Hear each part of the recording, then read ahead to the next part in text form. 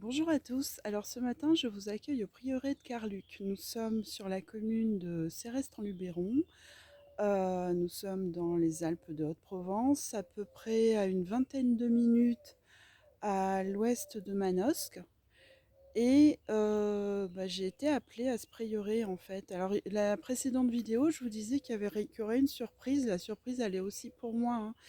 C'est-à-dire que quand je pars sur mes escapades vibratoires, je sais à peu près où je vais atterrir sur ma première étape. Et puis après, par la suite, je me laisse porter. Et donc là, hier, j'ai vraiment été amenée sur ce lieu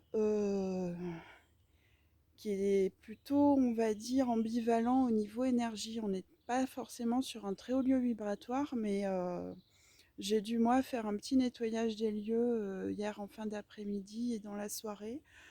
Euh, je pense que ça sera peut-être pas suffisant, mais bon, voilà, on est un peu entre les deux.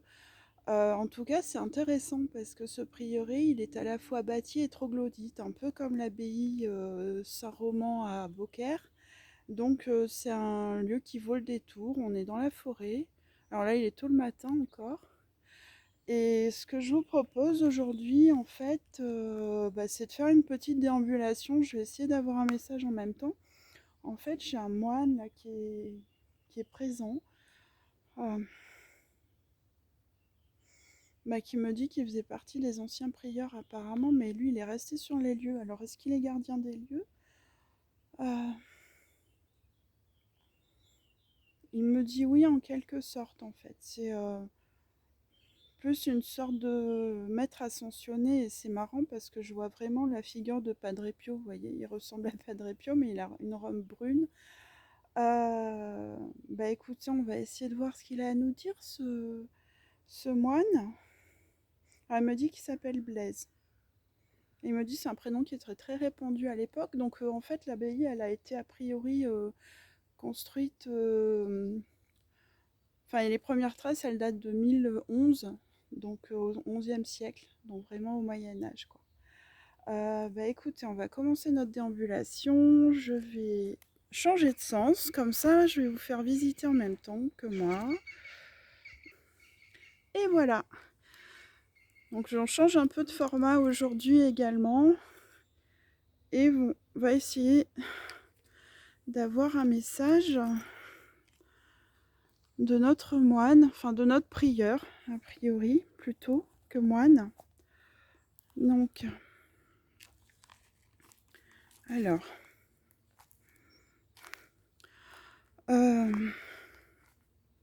Alors il me dit que lui, depuis son ascension, parce qu'a priori, c'est plus effectivement un maître ascensionné, il a vu passer bien des époques, et il dit qu'il a été difficile de voir l'humanité s'entre-déchirer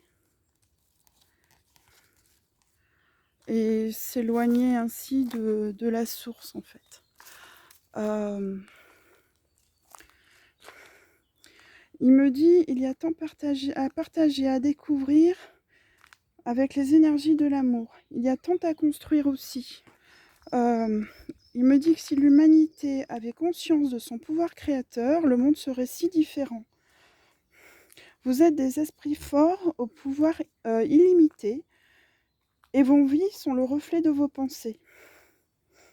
Alors il me dit, soyez dans la joie et l'amour, soyez dans la plénitude et la sérénité. Alors il nous dit qu'il nous bénit et qu'il nous aime, et puis il dit, nous vous bénissons et nous vous aimons. Alors nous, je ne sais pas si c'est ses anciens frères, on va dire, ou non, a priori, c'est quelque chose de beaucoup plus général. Il me dit que vous êtes à l'aube de réaliser l'étendue de votre pouvoir créateur, c'est-à-dire que ce pouvoir créateur qu'on a en nous, pour l'instant qui est en sommeil chez la plupart d'entre nous, va vraiment se révéler, et a priori assez rapidement d'après ce que je comprends. Il me dit à celui qui a la foi et qui est dans l'amour, rien n'est impossible.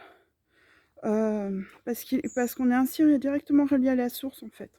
Et on est du coup relié directement au pouvoir créateur de la source, qui en fait va faciliter effectivement ce pouvoir créateur.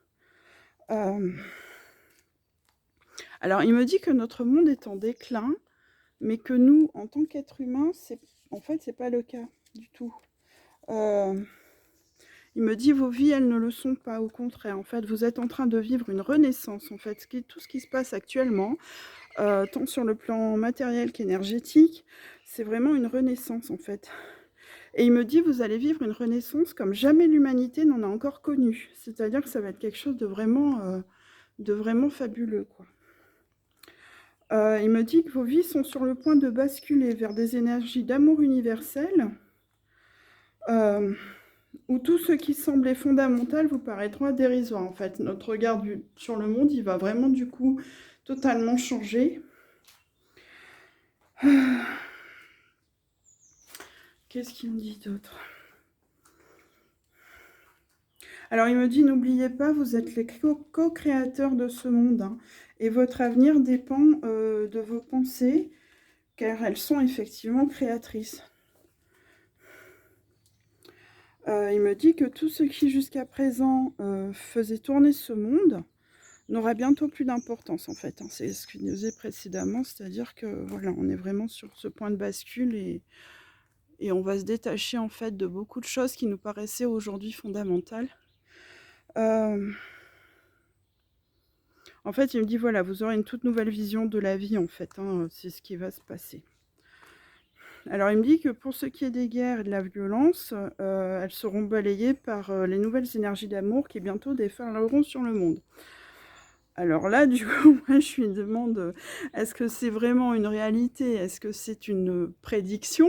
Ou est-ce que c'est un vieux pieux, en fait, plutôt? Un vœu pieux? Parce que ça paraît quand même...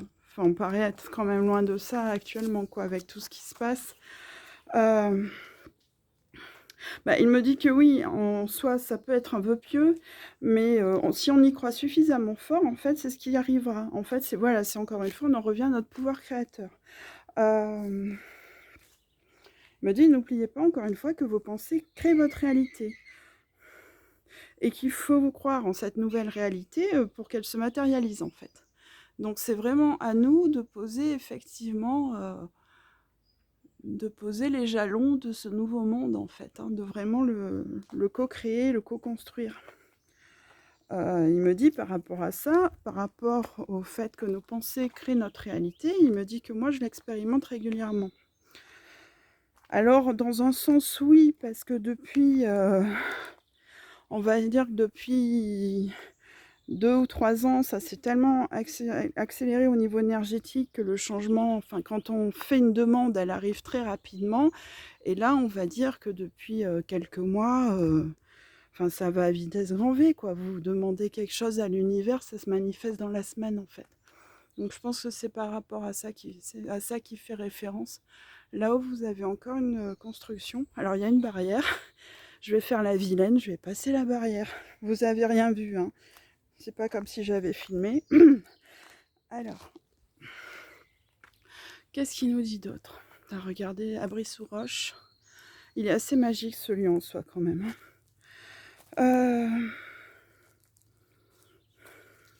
En fait, il me dit par rapport au fait que nos pensées créent notre réalité et que moi, je l'expérimente justement, comme je vous disais, en faisant des demandes qui aboutissent, en fait, qui sont exaucées quelques jours après, à l'heure actuelle, avec les énergies actuelles. Il me dit qu'en fait, pour cette vague ce déferlement d'amour qui peut arriver sur le monde, c'est le même mécanisme, enfin, c'est la même mécanique, en fait. Il me dit, c'est la même mécanique à l'œuvre, demandez avec le cœur et vous recevrez. Donc, si on demande vraiment ce monde en paix, il arrivera, quoi. Mais il faut vraiment qu'on soit majoritaire à demander ça et pas aussi belliqueux qu'on semble l'être, enfin qu'une partie semble l'être actuellement. Mais ça va changer, hein, effectivement. De toute façon, moi, je le vois, l'éveil, il est de plus en plus marqué. En fait, oui, c'est ce qu'il me dit. Il me dit il suffit de quelques âmes bienveillantes pour faire basculer ce qui aujourd'hui semble figé, en fait. Il me dit ne vous inquiétez pas, vous allez y arriver. Ayez foi en vous comme nous avons foi en vous. Bah, c'est gentil à eux.